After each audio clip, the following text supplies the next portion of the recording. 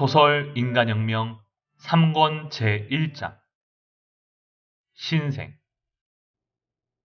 1948년 원단 쾌청한 날씨였다. 도다 조세이는 학회 본부가 된 도쿄 니시칸타의 일본 정확관 2층에서 오본존 앞에 단정히 앉아 신령 근행을 했다. 도다 뒤에는 간부 67명이 오본존을 가만히 응시하며 도다의 소리에 맞추어 창제했다.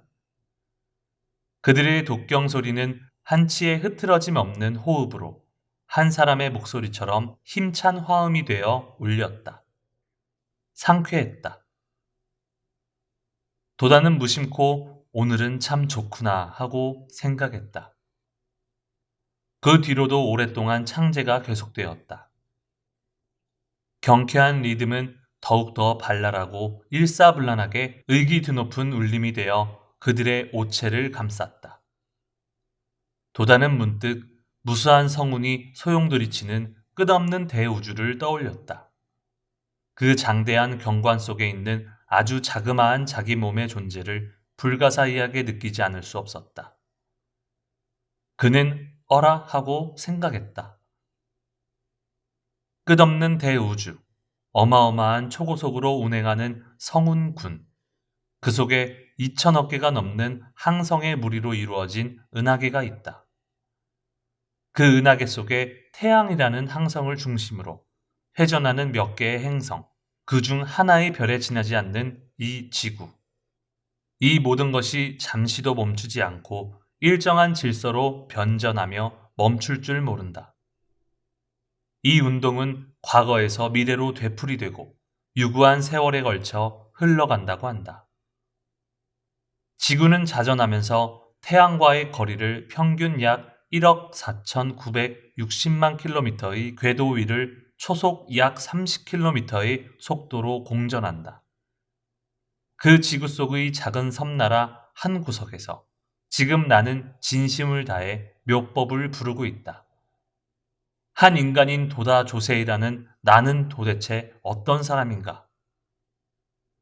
도다는 우주의 심연을 들여다보듯 생각하면서 자기 자신의 확고한 존재를 확인하려 했다. 행성 가운데 태양에서도 가장 가까운 수성은 평균 거리 약 5,790만 킬로미터 떨어진 궤도를 초속 약 47km로 공전하여 약 88일 만에 태양을 한 바퀴 돈다고 한다. 수성의 표면은 낮에는 태양의 강렬한 방사열 때문에 온도가 매우 올라가고 반대로 밤에는 혹한의 세계가 된다.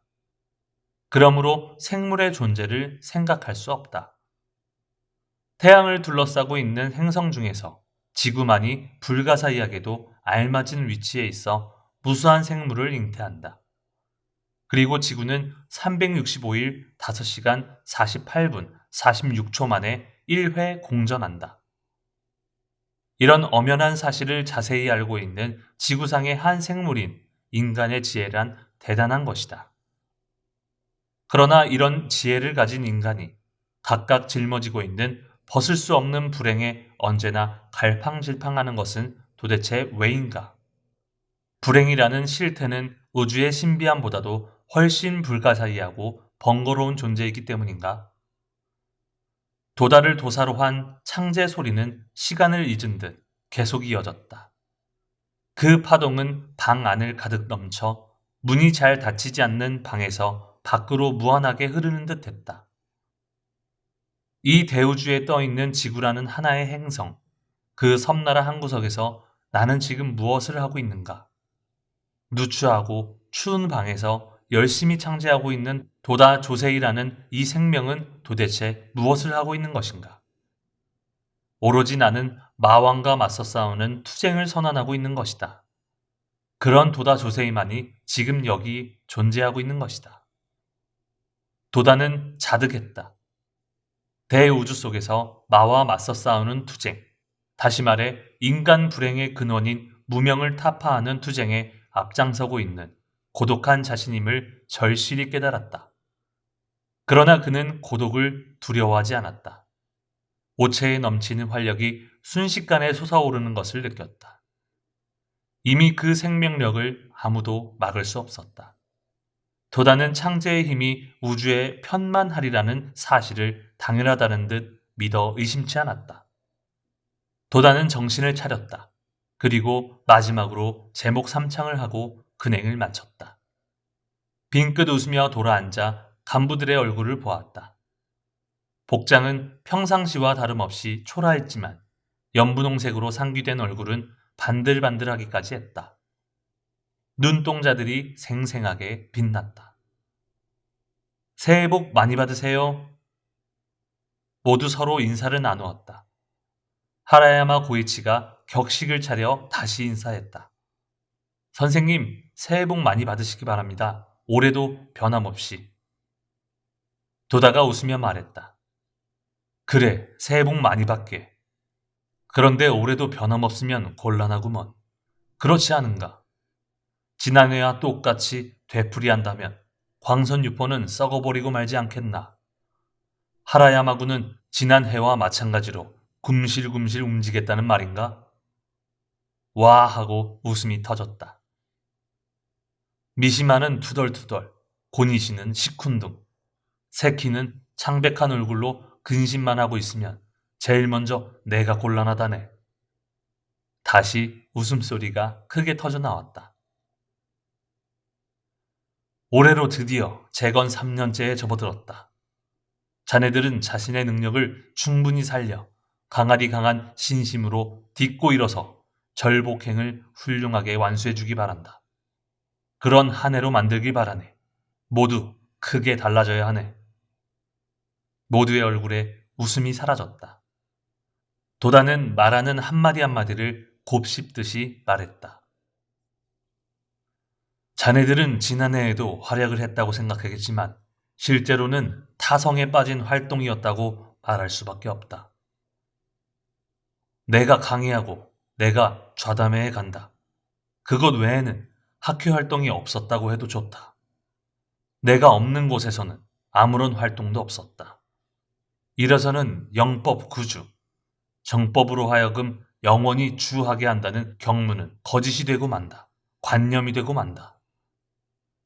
좌담회에 내가 있든 없든 절복 활동을 척척 전진시켜야 하네. 내 뒤만 따라다니는 것만을 신심이라고 생각하면 큰 잘못이다. 그러면 타성에 빠지게 된다. 대성이님의 불법을 어느 사이에 부패시키고 만다. 참으로 무서운 일이다. 도다는 여기서 입을 다물고 다음 말을 찾는 듯 했다. 그는 한 사람이 100보 전진하는 것보다 100명을 1보 전진시키기 위해 언제나 생각했다. 그렇다고 해서 내 말을 흉내내면서 회합하라는 뜻은 결코 아니다. 내가 있든 없든 더욱 자기 자신의 신념과 신심으로 정성을 다해 호소하라고 말하고 싶은 것이다. 자네들의 말은 이치는 몰라도 강성한 신심으로 공덕을 받고 환희하는 초신자의 확신에도 아직 미치지 못한다. 조직에서 질서가 서면 아무래도 간부의 타성이 시작된다. 그러나 자신은 알지 못한다.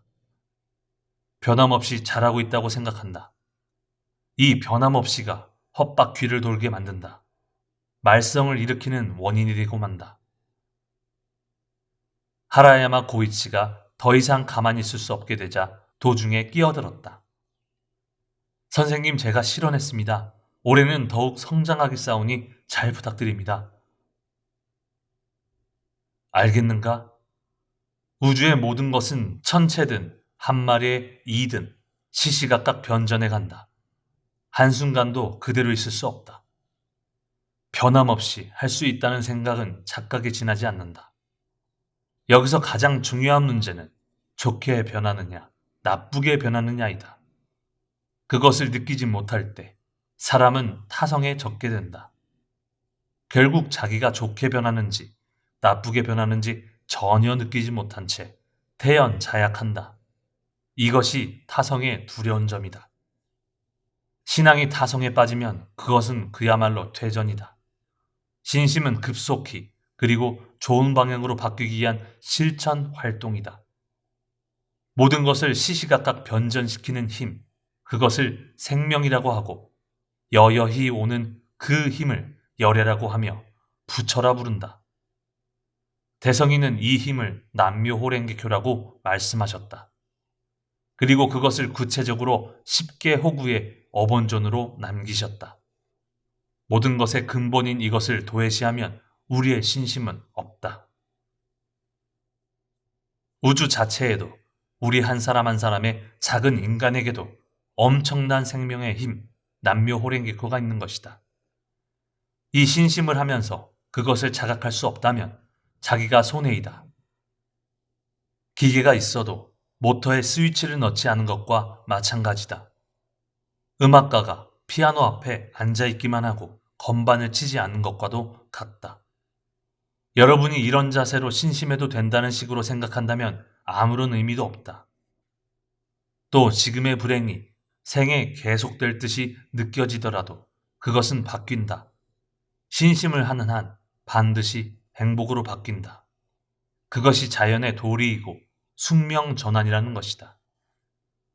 또 지금의 행복이 영원히 계속될 듯이 보이더라도 근본에 이 신심이 없는 한 언제 불행의 방향으로 변전하고 말지 알 수 없다. 나라도 마찬가지다. 지금 일본이라는 나라는 다른 나라에 점령되어 어떻게 할 수 없는 불행에 빠져 있다. 대체 언제 다시 행복해지겠는가 하고 모두 절망에 빠져 있지만 나는 결코 절망 따위는 하지 않는다. 도다는 정확한 사관과 그릇됨 없는 천리로 모든 것을 판단하고 실천했다. 도다가 걸어가는 길에는 언제나 봄 햇살이 빛나고 있었다. 추운 방 안에도 새해의 서광이 쏟아져 들어왔다. 이윽고 거리에도 사람들이 움직이는 인기척이 났다. 불법의 법리에 비추어 언제까지나 이런 상태일 리 없다. 하물며 광선유포의 첫걸음을 내디딘 때가 아닌가. 광선유포가 전진하면 전진할수록 지금의 상태에서 빨리 벗어날 수 있다. 한 나라의 광선유포란 요컨대 한 나라의 입정 안국을 실현하고 그 나라의 숙명 전환을 수행하는 것이다. 인류 역사상 아무도 그렇게 하지 못했다. 생각해보라. 아무리 뛰어난 사상과 철학이더라도 단 한 사람의 인간을 구제하는 일조차 쉽지 않다. 구제했다고 해도 기껏해야 일시적인 위안을 위해 위로해주는 정도가 아닌가. 하물며 한 나라를 근저에서부터 훌륭히 구하는 일 등은 없었다. 그런 주제에 사람들은 언제나 포기도 하지 않고 이상사회를 꿈꿔왔다. 그것은 바로 어느 시대나 불행했기 때문이라고 할 수 있지 않겠는가. 누구도 할 수 없는 이런 일들을 반드시 할 수 있다고 나는 말하는 것이다. 왜냐하면 니치렌 대성인이 반드시 할 수 있다고 보증하셨기 때문이다. 불초 제자인 이 도다가 지득하고 있는 한 대성인 말씀이 어긋난 적이 없다. 그 까닭은 모든 진리의 근본을 그릇됨 없이 설하셨기 때문이다. 만인이 모두 이상으로 삼는 것, 그러면서도 그 누구도 할 수 없는 일, 그리고 아무도 믿지 못하게 되어버린 것을 지금 우리 손으로 성취하고자 하는 것이다. 인류에게 이 이상 최대 최고의 위협은 없다. 난사 중에 난사이다. 그러나 반드시 할 수 있다. 우리에게 힘이 있기 때문이라는 식으로 우쭐하면 안 된다. 대성인의 불법에 그만큼의 굉장한 힘이 있기 때문이다. 그 대성인 불법을 공부하고 실천하는 우리가 뜨뜻미지근한 각오로 타성에 잠긴다면 큰 잘못이다. 불법은 엄하다. 엄하기 때문에 나는 여러분에게 이 점을 밝혀두는 것이다. 올해도 변함없이 라는 말로 뜻하지 않게 긴 이야기가 되어버렸지만 나는 자네들이 무심코 던지는 말 한마디에서도 그것을 말하고 있을 때의 자네들 마음의 실상이라는 것을 너무나 잘 알 수 있다. 그것이 바로 진심이다. 생명이란 모양도 색깔도 없지만 현실의 모습에 엄연히 나타나는 법이다. 말꼬리를 잡는다는 등으로 째째하게 생각하면 곤란하다. 실상이 바로 제법이고 제법이 바로 실상이다. 도다의 기백이 제자들의 가슴을 뒤흔들었다. 신뢰는 긴장감으로 감싸였다. 도다를 응시하는 그들의 눈이 맑고 깨끗했다. 다갈색으로 발한 다다미, 그을린 벽, 얼룩진 천장, 그 속에 백금처럼 번쩍이는 빗줄기가 도다의 얼굴에서 발산되는 듯했다. 그 모습은 엄격하고 순수하면서도 한없이 따뜻했다. 원단부터 까다로운 이야기가 되어버렸지만 올해는 시끄러운 한 해라고 생각하기 바란다. 드디어 여러분을 철저히 훈련시켜야 할 때가 왔다. 이것도 때다. 이러한 때도 알지 못하고 귀찮은 말만 한다고 불평하면 안 된다. 훈련도 없이 위대한 인생을 걸어간 사람은 한 사람도 없다. 예술도, 기술도, 사업이나 정치의 세계도 모두 그렇다. 하물며 미중유의 혁명에 엄격한 훈련이 있는 것은 당연하다고 생각해야 한다. 이 도다가 자네들을 미워해서 하는 말이 아니다. 내가 자네들을 미워해서 무엇하겠는가? 나는 자네들 각자의 일생을 확실하게 생각하고 있다. 오해하면 안 된다. 도다는 할 말을 다 했다고 생각했다. 반듯한 자세로 듣고 있는 제자들이 견딜 수 없이 사랑스러웠다. 그는 부드러운 눈길로 돌아가 가볍게 웃으며 말했다. 새해 첫날부터 잔소리만 해서 미안하군. 미안해. 설이다. 당장 도소주나 한잔 하세. 그는 술병 하나를 가져오게 하여 직접 병마개를 따고 작은 찻잔 하나하나에 술을 따랐다. 황금색 술이 제자에 대한 애정을 속삭이듯 가벼운 소리를 내며 잔을 채웠다. 자, 모두 마시자. 건배하자. 이 술은 소중히 간직해둔 좋은 술이야. 들겠습니다. 모두 함께 건배했다. 그리고 술맛이 참으로 좋다고 생각했다. 그들은 이때 도다의 애정을 마시고 있다고 느꼈다. 그들에게 도다는 언제나 스승이었지만 일단 그를 만나면 어느새 그들은 자식이 되고 도다는 아버지가 되었다. 그리고 그러한 사이에 나이는 아무런 관계도 없었다. 선생님, 대성이는 설을 어떻게 생각하셨을까요? 기요하라 가스가 물었다. 여느 때처럼 부침성 있는 어조로 질문했다. 대성인의 소식문 가운데 십자어서가 있다. 지금으로 말하면 새해를 축하하는 편지인데 정월 초부터 마음을 새롭게 하여 신심을 깊게 하는 일이 중요하다고 말씀하셨다. 누가 어서 좀 빌려주게.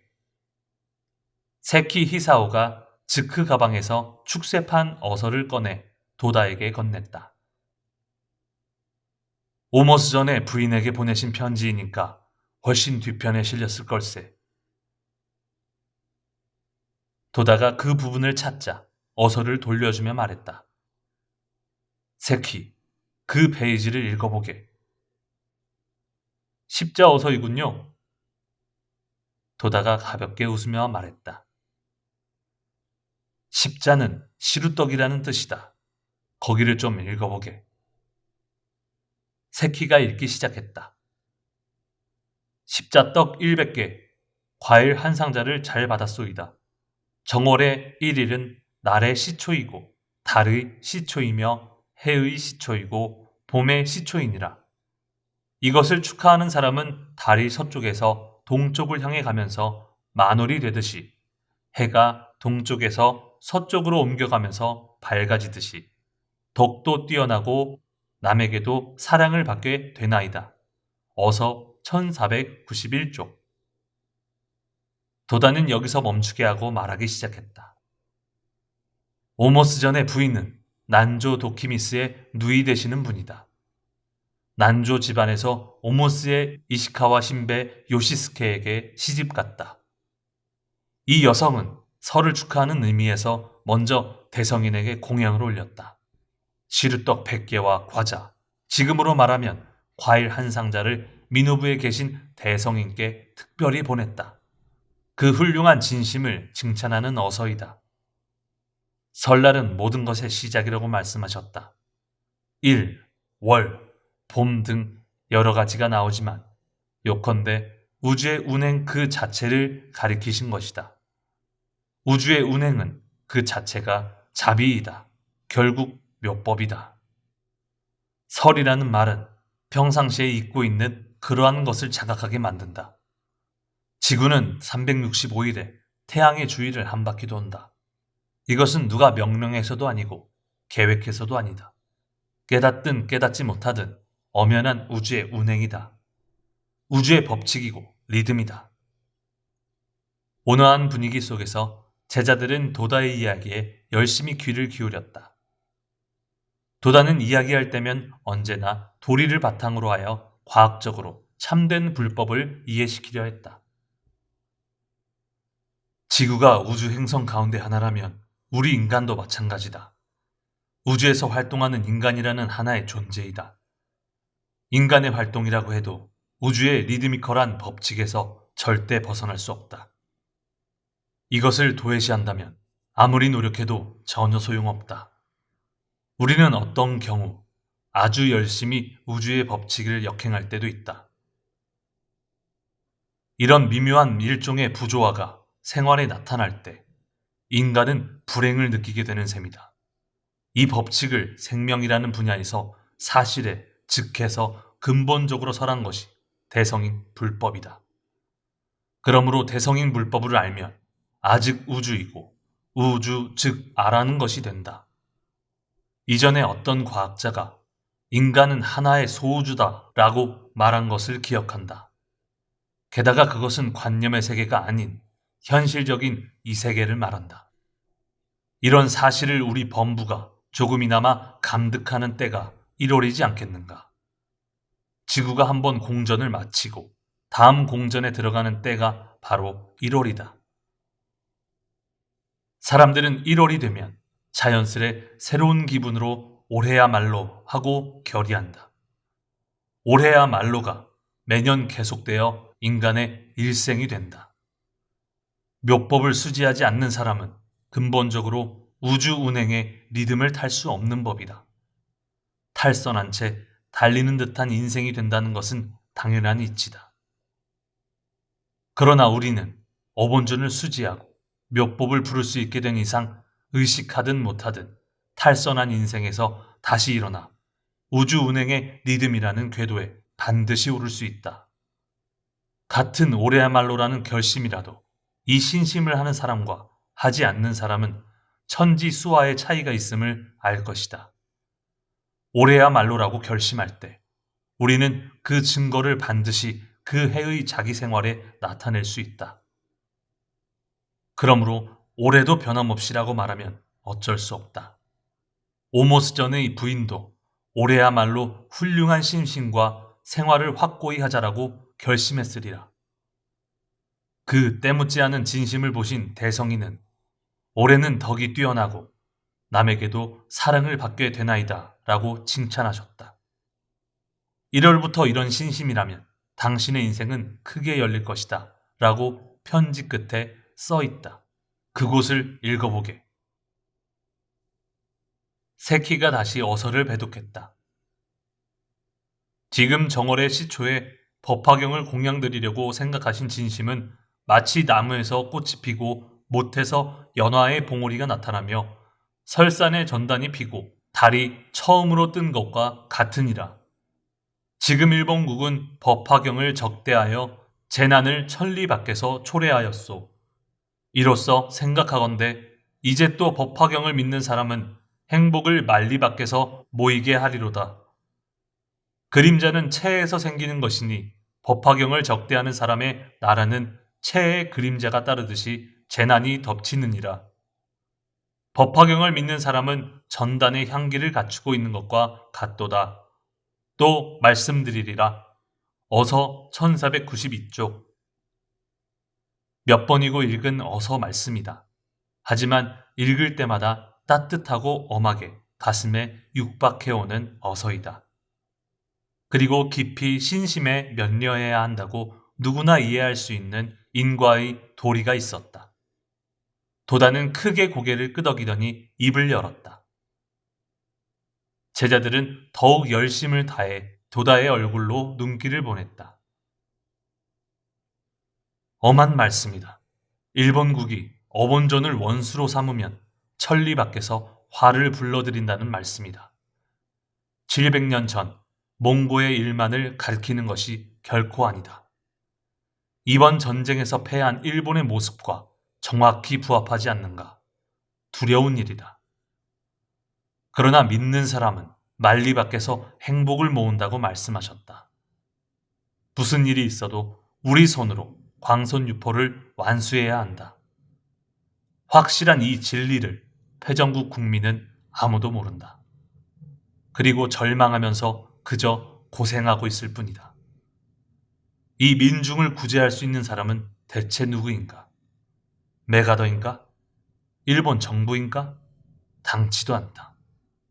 대불법을 수지하고 몸을 내던져 광손유포를 위해 활동하는 사람 외에 단연코 없다. 그것이 창가학회의 사명이고 지금 우리 외에는 아무도 없다. 올해는 반드시 한다. 잘 부탁하네. 모두 감동했다. 결의가 오체에 넘치고 모두의 눈은 한층 빛났다. 그들의 결의는 관념을 초월했다. 가식적으로 도다의 뜻에 영합하려는 사람은 없었다. 그들은 오직 온몸으로 결의해야 한다고 생각했다. 그러므로 기분에 들떠서 하는 말 등이 나올 리도 없었다. 도다는 술잔을 쭉 들이키고는 술병 쪽으로 눈을 돌렸다. 병은 이미 비어 있었다. 자, 슬슬 시간이 되었겠지. 나가자. 그럭저럭 오전 8시를 지나고 있었다.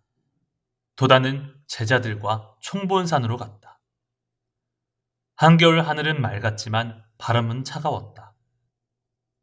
집들은 모두 문을 닫아 거리는 으스스 추워 보였다.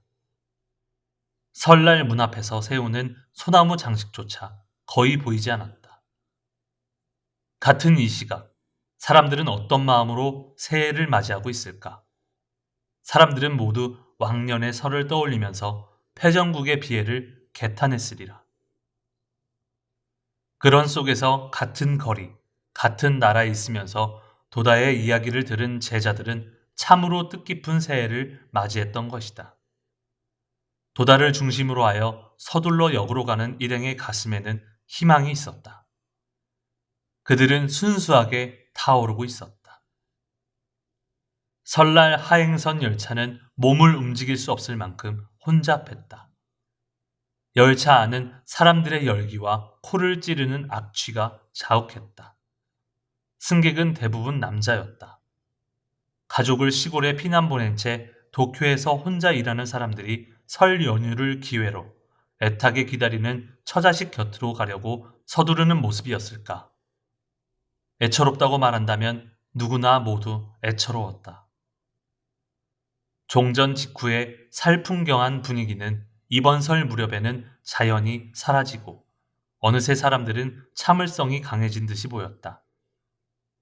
그러나 그것은 건설을 위한 참을성이 아닌 대부분 포기와 타성 때문에 생긴 것이었다. 이날 새로운 호적법이 시행되었다. 또 궁성에 있는 니주바시가 개방되어 일반인의 참화를 허가했다. 도다 일행은 후지역에 도착했다. 벌써 정오가 지났다. 움직일 수조차 없는 혼잡으로 일행은 모두 창문으로 내려야만 했다. 올려다본 하늘에는 흰 눈이 덮인 후지산의 웅장한 모습이 치솟아 있었다. 그 모습이 일행의 눈에는 새해를 알리는 신선한 후지산으로 보였다. 환승열차인 미노부선은 연결이 변함없이 좋지 않았다. 게다가 후지노미야역에서 후지산을 오가는 버스는 오후에는 2번밖에 없다. 오랫동안 기다려 겨우 출발한 버스는 긴 언덕길을 헐떡이듯이 오르기 시작했다. 도중 몇 곳에서 승객이 내리면서 총본산의 나무들이 보일락 말락한 아오키 언덕에 겨우 이르렀을 때 버스가 멈춰서고 말았다. 언덕이 급경사였기 때문에 바퀴가 헛돌았다. 게다가 목탄차라서 그런지 엔진 힘도 약했다. 운전사의 난감한 표정을 보고 도다가 솔선에 내리면서 말했다. 모두 내려서 밉시다. 운전사는 모래를 뿌려 차도를 정비하고 일행은 힘을 모아 버스를 밀었다. 그렇게 한 보람으로 버스가 간신히 움직이기 시작했다. 총본산에 내렸을 때 겨울 해는 이미 기울기 시작했다. 지친 일행이 리쿄보에 도착하니 회원 60여 명이 기다리고 있었다. 모두 건강해 보였다. 도다는 한 사람 한 사람 얼굴을 보며 2년 전의 1월을 떠올릴 수밖에 없었다. 그때는 단지 6명이었다.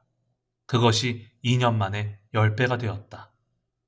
물론 아직 적은 인원이지만 상승 기류를 탄 것만은 틀림없다. 도다는 그렇게 생각하자 어쨌든 감개가 가슴에 복받쳐 올랐다. 저녁밥은 리쿄보에서 특별히 큰 떡을 넣은 떡국을 준비해 설을 축하해 주었다. 저녁에는 좌담회를 열어 활발하게 대화를 나누었다. 마지막으로 누군가 일어서 학회가를 합창하기 시작했다. 그 중에서도 동지의 노래는 몇 번이고 반복되었다. 도다는 가만히 귀를 기울였다. 그리고 훌쩍 일어서서 직접 지휘를 했다. 도다의 온몸에는 감동의 파도가 맥박쳤다. 그의 지휘는 완극과 억양이 또렷하여 노래에 담긴 마음을 남김없이 표현한 듯했다. 노래하는 사람들은 도다의 지휘를 보고 그 노래의 마음을 자연스레 이해할 수 있었다. 이날 밤 도다는 많은 것을 이야기하지는 않았다. 하지만 노래에 담은 기백이 그의 결의를 선명하게 이야기하고 있었다. 내던질 이 생명은 아깝지 않지만 깃발 든 젊은이 그 어디매뇨. 후지산의 높은 봉을 몰라서인가 다투어 오너라 어서 오너라. 도다는 스스로 채찍질하며 모두에게 분개할 것을 촉구했다. 밤이 깊어갔다. 정숙함 속에서 도다 조세이라는 이 한 사람의 핵은 만인에게 삶의 신념과 위대한 희망을 줄 것이라고 강하게 확신했다. 이튿날 아침도 쾌청했다. 바람은 차가웠다. 새하얀 후지산이 응대하고 아름다웠다. 오전 8시 보장에서 모두 다 함께 근행창제를 하고 각자 모든 기원을 했다. 그리고 기원은 그대로 그들의 새해 결의로 바뀌었다. 그 직후 도다는 새해 인사를 하고자 대방으로 가서 법주인 니쇼를 방문했다. 그때 니쇼는 불탄 채 그대로 방치되어 있는 객전 및 무스보의 복구 계획에 관해 처음으로 이야기했다. 종전 후 전쟁 피해를 입은 전국 말사의 부흥이 차츰 진행되었다. 그리고 그 대부분은 윤곽이 잡혔다. 그래서 드디어 총본산 객전의 부흥에 착수, 총력을 기울여 이해 가을까지는 준공하고 싶다는 이야기였다. 불타기 전의 객전보다는 다소 작은 규모지만 그 대신에 사용이 편리하게 건축하겠다는 계획이었다. 주요 자재인 목재는 모두 총본산이 소유한 산림의 삼나무로 한다. 노송나무 거목도 여기에 쓸 것이라고 했다. 공사비만 해도 당시 금액으로 150만 엔이라는 예산을 예상했다. 자작농 창설 특별조치법으로 국가가 총본산의 농지를 대부분 매수해버렸다. 총본산의 재정 기반은 완전히 붕괴됐다고 여겨졌다. 또 전국의 단신도도 극도로 빈곤에 허덕였다. 이러한 시대의 추세에서 추진하는 객전의 부흥이다. 큰 액수의 정제를 모으기란 그리 간단한 일이 아닐 터이다. 그러나 도다는 총본산을 다시 부흥시켜야만 한다는 사명감에서 아무런 망설임도 없이 한마디로 공양을 굳게 결의했다. 그달 20일 총본산에서 열린 종문의 임시총회는 객전과 무스보 복구에 관한 안건을 가결했다. 22일에는 총본산 부흥국이 창설되었다. 도다 주세이는 돌아오기 직전 회원 모두에게 불타버린 객전 자리로 모이라고 지시했다. 그리고 니쇼의 부흥 계획을 전달했다. 이것이 학회가 바란 총본산 부흥의 제1성이었다. 모두 진지한 눈빛이었다. 학회는 신성의 때를 맞이했다. 총본산도 신생이다. 일본이라는 나라도 바야흐로 신생의 첫걸음을 내딛고 있었다. 그리고 한 사람 한 사람의 동지도 함께 신생의 길을 나아가려고 했다. 광선유포 활동이라고 해도 그 실천의 근본은 좌담회와 교학 연찬이다. 이 두 개의 기둥을 강한 인내심으로 강하게 실천할 때 언젠가 이 사회를 바꾸고 새로운 이 나라의 기반을 구축해 새로운 평화 세계를 창조할 수 있다. 그 중에서도 광포의 톱니바퀴를 크게 회전시키는 것은 좌담의 추진이다. 도다 조세이가 새해 연두에 결의한 것이 바로 좌담의 추진이라고 할 수 있다. 또 제자들의 가슴에도 이 결의가 자연스레 스며들었다. 그들은 과감하게 발심했다. 우리가 우리 힘으로 좌담회를 계속해서 척척 열어가자. 그것이 신심의 가장 중요한 실천이다. 그리고 올해는 좌담회로 시작해 좌담회로 끝나는 해로 만들자.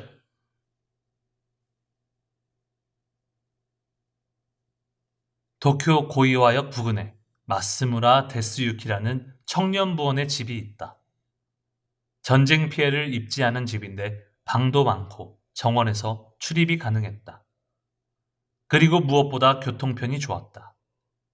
마스무라 청년은 지난해 어느 신흥종교 교단 간부를 파절한 뒤로 학회 활동이 재미있어 어쩔 줄 몰랐다. 커다란 체구로 자전거 페달을 밟으며 고토 방면을 누비며 돌았다. 종전 후 혼란기의 청년이다. 마스무라도 한때 불량 서클에 발을 들여놓고 말았기 때문에 입회하고부터 그들에게 여러 가지 형태로 험한 일을 많이 당했다. 마스무라는 그것을 만회하기 위해서라도 청년 부원으로서 진지하게 학회 활동을 했다. 그리고 그 자각과 결의가 불길처럼 타올랐다. 당시의 마스무라는 말하자면 신심의 도화선 역할이라고 해야 할 존재였다. 이러한 마스무라의 집에서 1월 31일 좌담회가 열렸다. 도다는 간부 몇 명과 함께 정각의 모습을 나타냈다. 그 중에는 이즈미다 다메의 남편으로서 남방에서 복원을 하여 활동을 재개한 이즈미다 시로시도 있었다. 이즈미다 시로시는 복원 후 도다를 찾아다닌 마키쿠치 문화생 중 한 사람이다. 드디어 도다의 스라로 달려가 동지와 함께 진지하게 학회 재건의 일익을 담당하게 되었다. 오늘 밤은 즐겁게 진행하자. 자, 모두 이쪽으로 오게. 도다의 목소리는 명랑했다. 10여 명이 작은 탁자 앞으로 다가가 앉았다. 도다가 은단을 씹으면서 빙긋 웃었다.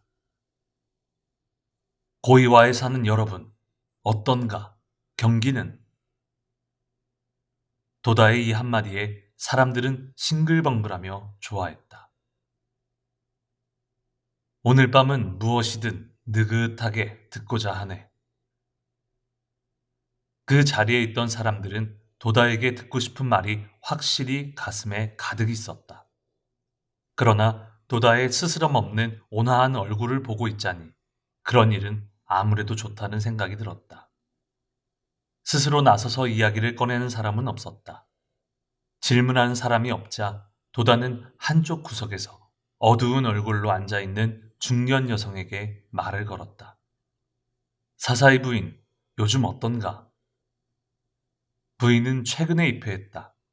도다가 요즘 어떤가 하고 물은 까닭은 그 집안의 가정 불화 문제를 알고 있기 때문이었다.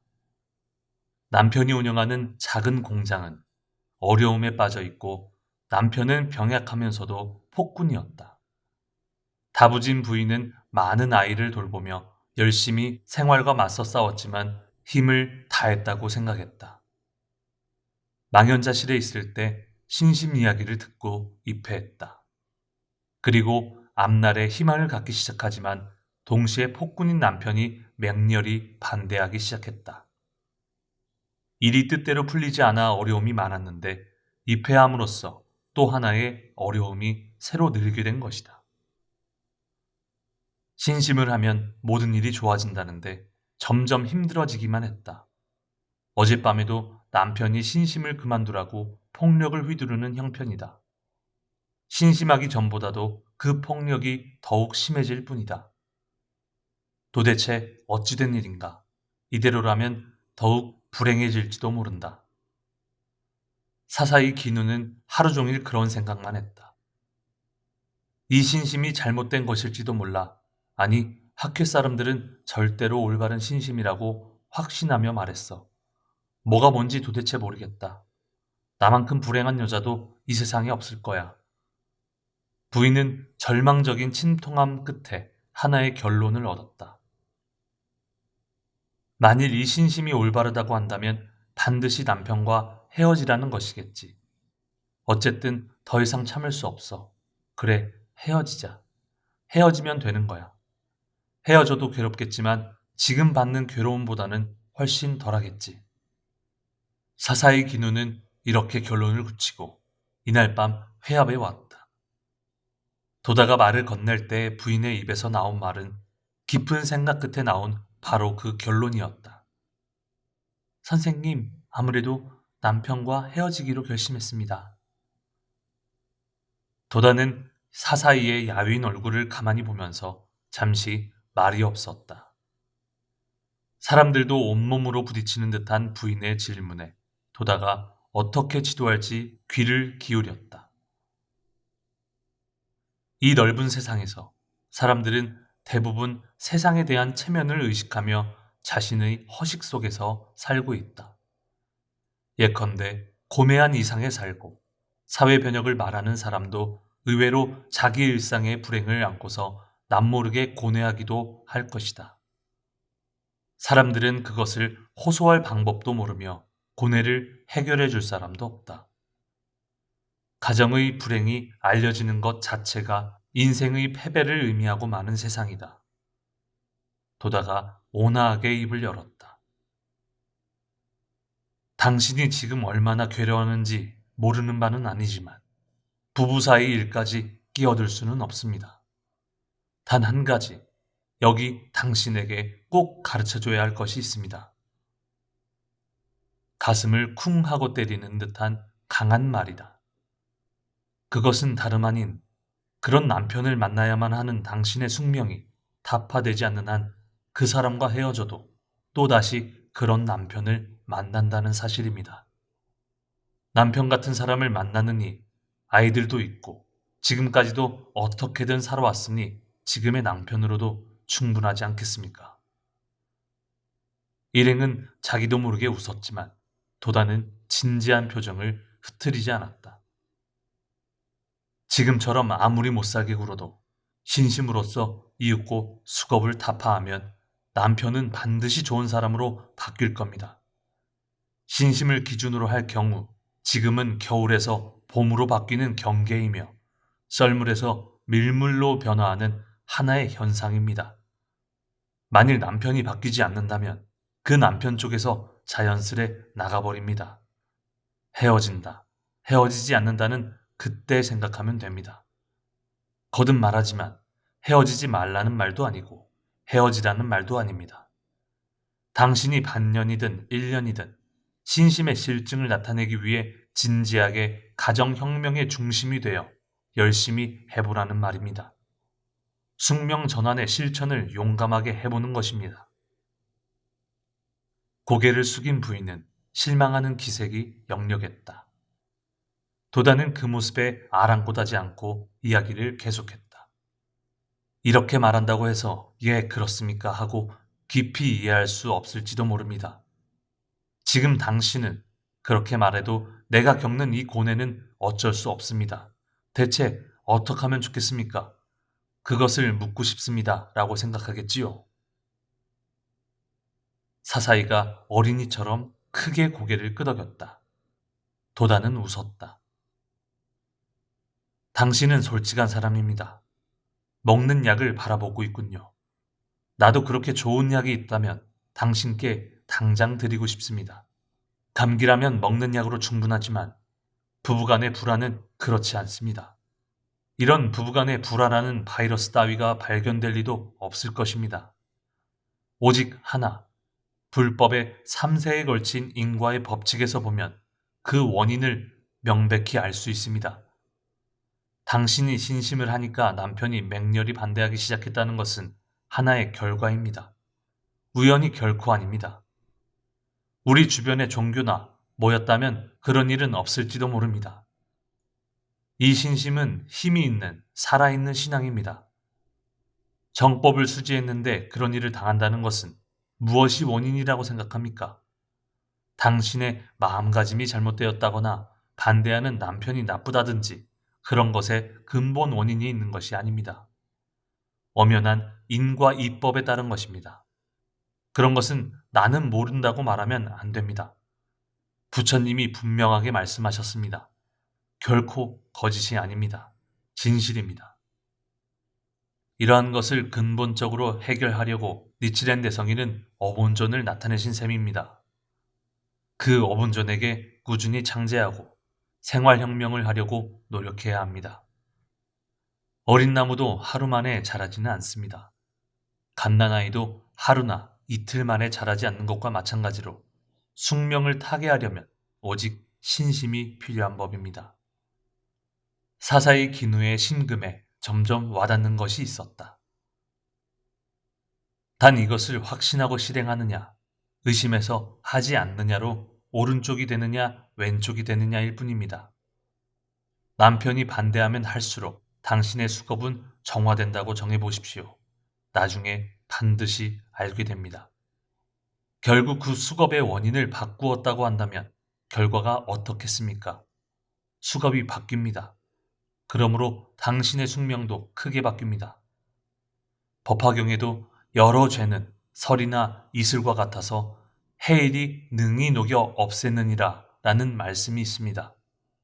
거기까지 신심을 관철하지 않으면 의미가 없습니다. 싫더라도 괴롭더라도 끝까지 해낸다면 뜸을 뜨고 난 뒤처럼 상쾌해집니다. 영원한 생명에서 보면 그토록 괴로운 반년이나 1년은 순식간입니다. 한 가정을 근본적으로 개혁할 수 있는 길이 있으니 앞으로 용기를 내어 보십시오. 이 도다가 목숨을 걸고 보증합니다. 부인은 대답 대신 훌쩍훌쩍 울기 시작했다. 슬퍼서도 아니다. 절망해서도 아니다. 생판남인 가련한 여자를 이렇게까지 진지하게 생각하고 지도해주는 진심에 감동했기 때문이다. 지금까지 대체 누가 이렇게 말해주었던가? 정말 처음이다. 부인은 감동했다. 그리고 받아들였다. 도다가 한 말을 지금 비로소 믿으려 했다. 그래서 안도의 눈물이 넘쳐 흐른 것이다. 부인은 갸냘픈 목소리로 겨우 말했다. 선생님, 죄송합니다. 죄송할 것이 있겠습니까? 단지 적당한 신심으로는 증거가 나오지 않는다는 말입니다. 당분간은 단단히 분발해야 합니다. 도다는 부인이 진심으로 분발해 강한 인내로 정진하겠다고 결의하고 있음을 느꼈다. 이야기하는 도중에 여덟 명이 들어왔다. 그 중에 남편은 40살쯤 되고 부인은 30살 안팎인 부부가 있었다. 남자는 몸집이 작고 여자는 병이 있는 듯 했다. 이즈미다 다메의 소개로 왔는데 함께 나란히 앉아 있었다. 이즈미다 다메가 시원시원한 어조로 도다에게 말했다. 선생님, 저희 집 근처에 사는 야마카와 씨 부부입니다. 입회를 결의했습니다만 선생님을 한번 뵙고 싶다고 해서 모셔왔습니다. 성급한 이즈미다는 더욱 강한 어조로 말했다. 야마카와 씨는 실직했습니다. 부인은 오랫동안 결핵을 앓고 있고 자제분은 6입니다. 전쟁 피해를 입고 저희 동네로 이사 왔는데 최근에 알게 된 분입니다. 도다는 가만히 듣고 있었다. 그리고 갑자기 말했다. 오늘 밤은 불가사의하게도 부부 사이가 좋지 않은 사람들만 모였군요. 사사이 씨, 이분들도 당신의 동료입니다.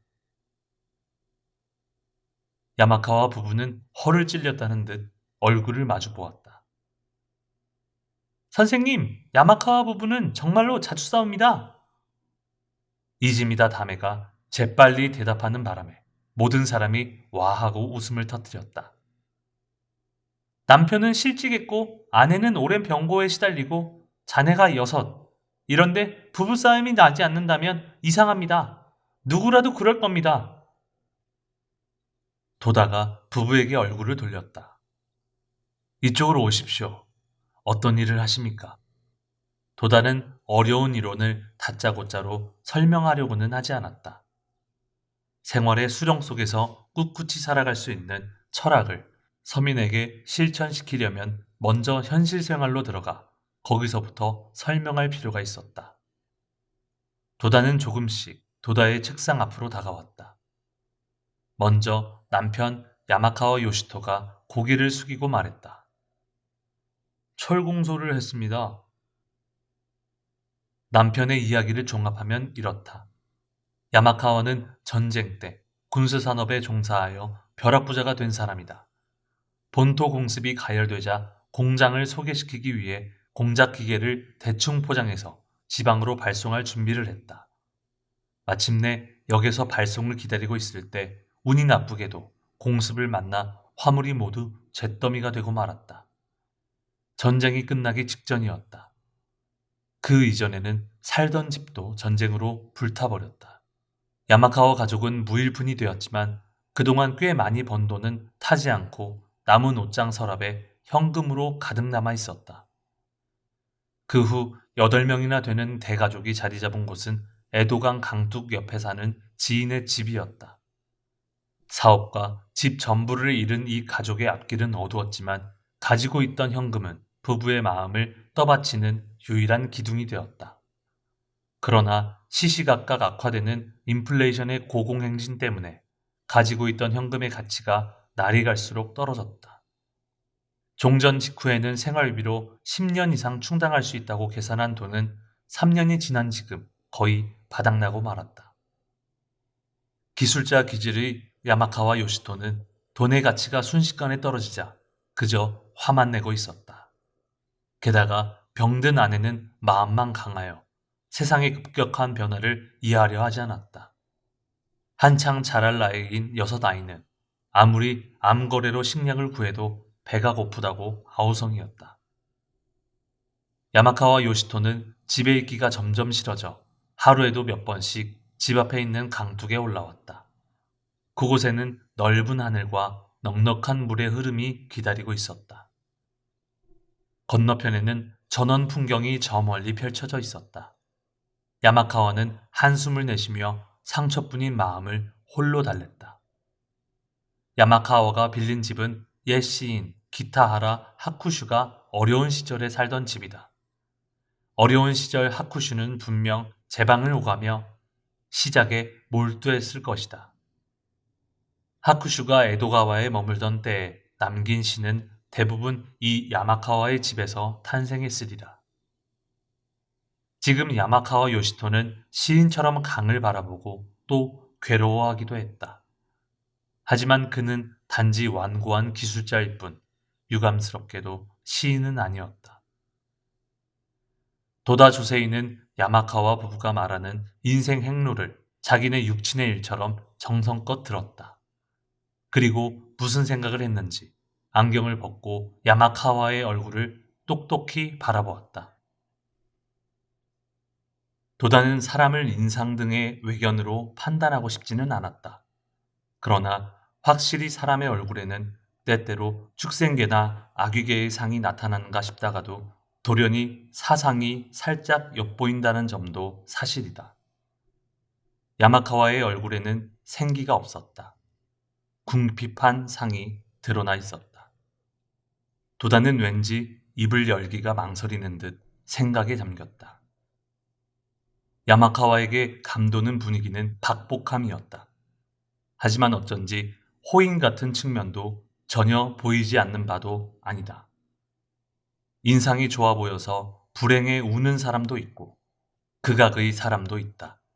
속단은 금물이다. 난감하군요. 하지만 분명히 말씀드리겠습니다. 당신에게는 일본 제일의 가난이라는 숙명이 느껴집니다. 그러니 각오하고 숙명과 맞서 싸워야 합니다. 신심에 면려하여 큰 복운을 쌓아 그 숙명을 전환할 때까지 죄업과 용감하게 싸울 수밖에 없습니다. 참을 수 있겠습니까? 야마카와 요시토는 고개를 숙였지만 아내 야마카와 기요노가 남의 일처럼 이렇게 말했다. 선생님, 가난쯤은 괜찮습니다. 여태껏 너무 가난했기 때문에 이제는 익숙해져서 아무렇지도 않아요. 호호호. 기요노는 명랑하게 웃어넘겼다. 사람들도 따라 웃었다. 그러나 도다는 웃지 않았다. 기요노에게는 자기 집 서랍 밑에 숨겨놓은 3에서 4만 엔이 아직 남아 있었다. 그렇습니까? 그러나 일본 제일이란 말은 하나이지 둘이 아니라는 뜻입니다. 어떤 일이 있더라도 어본존을 결코 의심하면 안 됩니다. 각오하고 단단히 신심을 관철해야 합니다. 도다는 이렇게 말하면서도 곁에 있는 이즈미다 다메의 남편인 히로시에게 말했다. 야마카와 씨 부부를 부탁하네. 잘 보살펴주게나. 야마카와 씨도 이즈미다 군에게 무엇이든 상의하면서 의지하기 바랍니다. 이즈미다 군, 자네는 서두르지 말고 차분하게 지도해주게. 잘 알겠습니다. 이즈미다 히로시가 고개를 끄덕였다. 야마카와 부부는 일본 제일의 가난뱅이라는 달갑지 않은 대명사와 예언을 받았지만 이때는 전혀 신경을 쓰지 않는 듯했다. 1년 후 예언대로 이 집안에 가난이 찾아왔다. 그리고 그 가난은 7년이나 계속되었다. 그때서야 비로소 도다가 한 말을 절실히 떠올렸다. 야마카와 부부는 이날 밤 도다의 지도가 틀리지 않았음을 1년 만에 깨닫고 진심을 다해 신심으로 일어섰다. 그 결과 차츰 복운을 쌓았다. 아이가 또 태어났지만 가족 모두 건강했다. 그리고 큰아들을 비롯한 자녀들도 모두 사회에서 늠름하게 자립했다. 그날 밤 도다에게 받은 엄애의 지도는 야마카와 가족이 행복을 쌓는 부동의 초석이 되었다. 입회한 야마카와 부부에게도 초신의 공덕이 분명히 나타났다. 결핵에 걸린 부인 기요노는 4년 전에 각혈을 심하게 했다. 그 뒤로 1년에 한 번씩은 의사를 공포로 몰아넣을 만큼 심한 각혈을 반복했는데 특이 체질 환자로 재기불능이라는 말까지 들었다. 하지만 신심을 시작한 지 얼마 지나지 않아 하루 종일 서서 생활할 수 있는 몸이 되었다. 게다가 오랫동안 기요노를 괴롭힌 신경통과 방광염까지 나았다.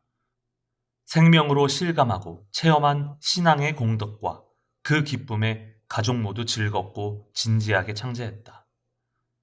그러나 남편 요시토의 사업은 아무리 열심히 일해도 그리 간단하게 궤도에 오르지 못했다.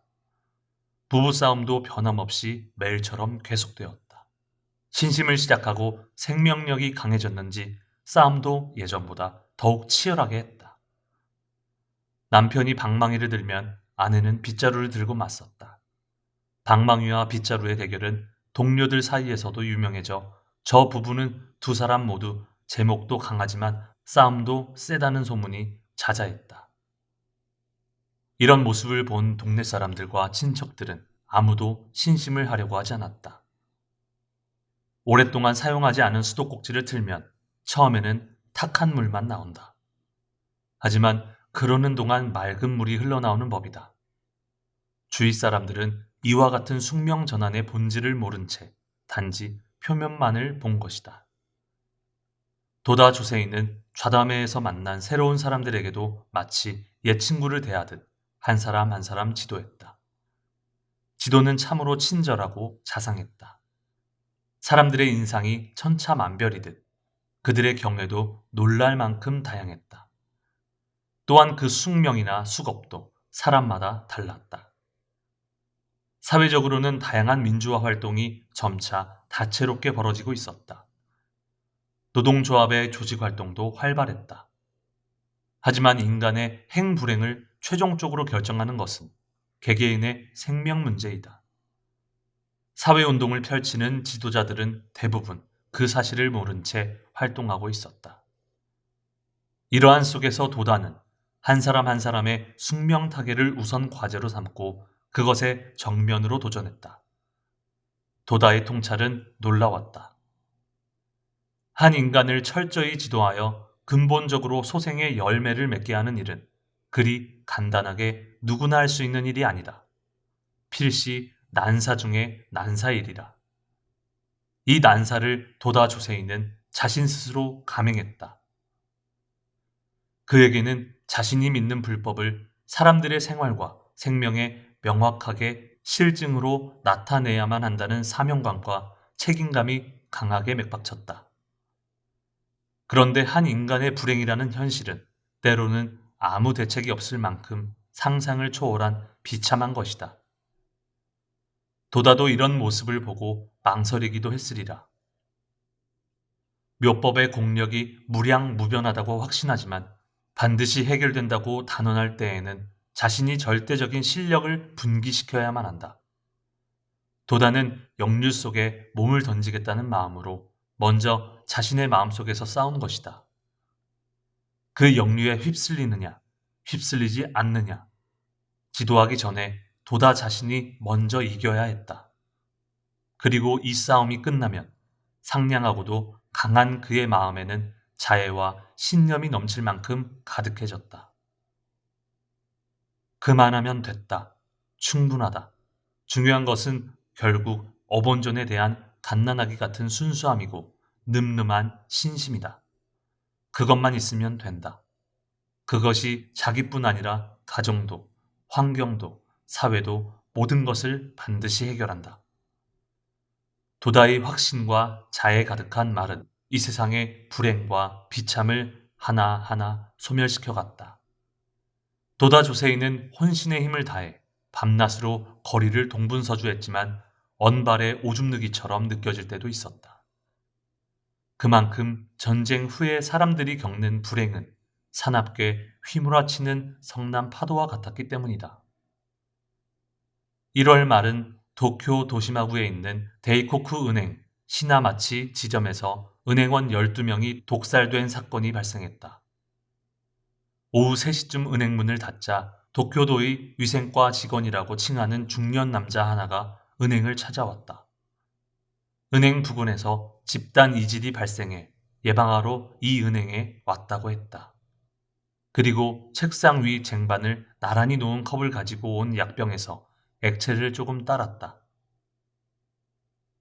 GHQ의 소독반이 잠시 후에 오니까 그 전에 이 예방약을 마시시오. 그가 이렇게 말하며 재촉하자 은행원들은 아무도 의심하지 않고 그 약물을 마셨다. 그 액체에 청산가리를 탄 모양이다. 은행원들은 픽픽 쓰러졌고 12명이 사망했다. 그리고 약 18만 엔이 털렸다. 이른바 대이긴 사건으로 세간을 떠들썩하게 만든 우울한 사건이었다. 당시 신문은 종이 한 장에 앞뒤로 인쇄한 겨우 2면짜리였는데 그 2면짜리 지면이 온통 어두운 기사뿐이었다. 신문은 사회의 거울이고 축도이다. 각각의 신문은 보도기사를 통해 사회의 악과 열심히 싸웠지만 지면에 나타난 결과는 일본의 비참한 모습뿐이었다. 일본의 주요 전쟁 범죄인에 대한 대대적인 극동 국제 군사재판, 이른바 도쿄 재판은 1946년 5월 3일에 열린 이래 이미 1년 반이 흘렀다. 독일의 뉘른베르크 국제재판은 불과 10여 개월 만에 끝났지만 도쿄 재판은 길게 이어졌다. 1948년 1월 2일에는 제346회 공판이 열렸다. 재판은 막바지에 다다랐다. 키난 검사는 전 총리이자 육군 대신 등을 겸직한 도조 히데키에 대한 신문을 계속해 그 내용이 지면을 떠들썩하게 장식했다. 신문들은 이제 남은 것은 육군 대장이자 참모총장이었던 우메즈 요시지로의 피고인 개인 반증으로 이것이 끝나면 드디어 검사 측 최종 논고가 약 2주 동안 계속된다. 이어서 변호사 측 최종 변론이 있는데 이것도 2월 말에 끝날 것이고 3월 말에는 최종 판결이 나올 것이라는 전망을 보도했다.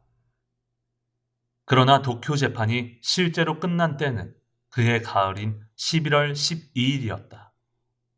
어수선하고 암울한 가운데 일본 사회는 격동했다. 신헌법 제정 후의 첫 총선거가 1947년 4월에 실시됐다. 그 결과 일본 사회당이 143석으로 제1당이 되어 정권을 잡게 되었다. 제1당이라고는 하지만 30%의 세력밖에 되지 않은 사회당은 자유당, 민주당, 국민협동당과 연립할 수밖에 없어 4당 정책 협정을 체결했다. 그러나 내각 구성의 인선 때문에 자유당과 사회당의 의견이 예리하게 대립하고 자유당은 4당 연립에서 탈퇴했다. 결국 6월 1일에 가타야마 데스 사회당 위원장을 수반으로 사회, 민주, 국협의 3당 연립 내각이 발족했다. 그러나 기타야마 내각은 반년도 되기 전에 사회당의 내부 분쟁으로 붕괴하기 시작했다. 우선 창당 이래 실력자인 히라노 리키조 농상이 국가주의 단체와 관련된 일이 문제가 되자 기타야마는 히라노에게 사임을 요구했다. 하지만 히라노가 이를 거부하자 가타야마는 헌법에 따른 강요 파면권을 발동해 11월 4일에 히라노를 각외로 추방했다. 이에 기타야마 내각의 방침에 비판적이었던 사회당 좌파는 12월에 중의원과 참의원을 합하여 78명의 의원 서명으로 내각을 비판하는 성명을 발표하고 당내 야당의 입지를 선언했다. 또 새해가 밝은 1948년 1월 초의 제3당대회가 개최되기 직전에 히라노가 전농파의 의원 16명과 함께 탈당했다. 1월 16일부터 시작한 당대회에서는 우파와 좌파의 대립이 격화되고 결국 좌파가 주장하는 4당 정책 협정 파기가 결의되었다. 게다가 국회에서도 좌파의 추적은 계속되었는데 2월 5일에 열린 중의원 예산위원회의 정부 추가 예산안을 부결하고 말았다. 예산위원회 위원장은 좌파의 스즈키 모사부로였다. 전국은 급변하고 가타야마 내각은 온갖 방법을 동원했지만 결국 2월 10일에 총사직하기에 이르렀다. 불과 8개월의 단명 내각이었다. 2월 23일 국회는 아시다 히토시 민주당 총재를 총리 대신으로 지명했다. 이번에는 사회, 민주, 국협이 3당 정책 협정을 맺어 3월 10일에 3당 연립의 아시다 내각을 성립했다. 그러나 아시다 내각은 가타야마 내각보다 더 단명했다. 5월에 사회당의 니시오 스에히로 부총리 겸 국무대신이 토건 회사로부터 거액의 현금을 받은 것이 문제가 되자 니시오는 7월에 국무대신을 사임했다. 같은 시기에 쇼와 전공 사건이 일어났다. 9월에 들어서자 고급 관료, 강료가 줄줄이 체포되고 아시다 내각은 10월 7일에 총사직했다. 그 이면을 보면 당시 정치도덕의 퇴폐상은 차마 눈을 뜨고 볼 수 없는 지경이었다. 표면적으로는 민주정치의 형태인 듯 했지만 그 실태는 그야말로 금권 정치에 지나지 않았다. 일본의 정치가 서구의 18세기 수준이라고 조소당하는 것도 무리는 아니다. 금권 부패 정치의 흐름은 그 뒤로도 오랫동안 바뀌지 않았다. 국민 한 사람 한 사람이 주권자임을 자각하고 정치를 엄격하게 감시해야 한다. 그렇지 않으면 앞으로도 똑같은 상태가 계속될 것이다. 정계의 퇴폐 이상으로 정재계에는 암흑경제가 횡행하여 근로자들의 생활은 극도로 빈곤해졌다. 황폐한 인심은 말할 나위도 없다. 이런 때에 희생되는 사람은 언제나 정직한 서민이다. 위정자들은 대중을 망각하고 오직 자기 권력욕만 만족시킬 뿐이었다. 도다 조세이는 말법 탁악의 실태를 똑똑히 응시했지만 그러한 사회 격동에 관해서는 극히 과묵하기조차 했다. 그는 시대의 저류에 소용돌이치는 요인을 간파하지 못한 것이 아니다. 단지 침묵을 지켰을 뿐이다. 도다의 쓰라에서 제자들은 실제로 눈에 띄는 수많은 세태를 꼽으면서 격분할 때가 있었다. 그때 도다는 언제나 침착하게 대답했다. 그래서 광선유포의 때가 왔다는 것이다. 지금은 그대로 놔두면 된다. 단 그들이 어떻게 하든지 앞이 막힐 따름이다. 이 세대를 어떻게 근본적으로 구제할 수 있는지는 우리만이 알고 있다. 지금은 힘껏 노력해서 모든 것을 공부해야 한다. 어차피 바빠지게 될 테니. 도다는 웃음으로 얼버무리고는 정치적인 이야기를 그다지 하지 않았다. 그는 광선유포 확대에 따라 이윽고 창가합회가 사회를 이끌 때가 반드시 올 것임을 흉중으로 확신했다. 지금 도다의 실천은 그 기반을 그야말로 한 걸음 한 걸음 확실하게 구축하는 데 있었다. 도다는 광포의 요로에서 노고를 거듭하면서 새로운 시대의 도래를 믿었다. 그리고 미래를 향해 날개짓하는 사랑하는 서민을 자신의 제자로서 계속 육성하고 있었다.